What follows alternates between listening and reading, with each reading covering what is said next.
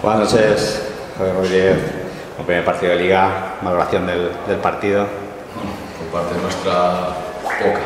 Desde luego, dar la enhorabuena a Castellón por el partido. Yo creo que ha tenido claro hoy que hemos tenido que jugar baloncesto y nosotros nos han dominado físicamente, nos han dominado en energía, nos han dominado en intensidad, nos han dominado en el rebote, nos han dominado en los duelos personales, nos han dominado en la dureza, nos han dominado en todo.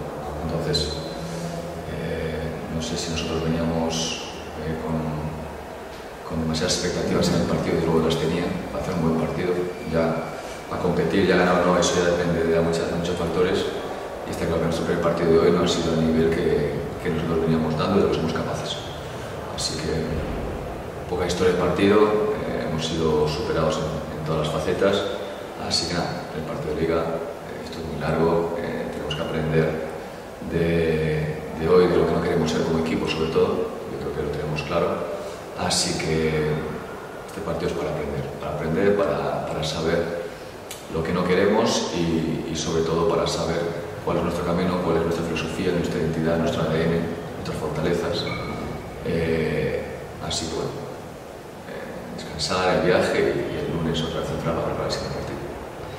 Decías que eso acaba de empezar, pero bueno, se demuestra que fuera de casa es muy complicado siempre ganar, ¿no? Sí, claro. En casa siempre se aprieta mucho más, ¿no? Si tú vienes fuera de casa con esta mentalidad, lo normal te pasa lo que te pase hoy.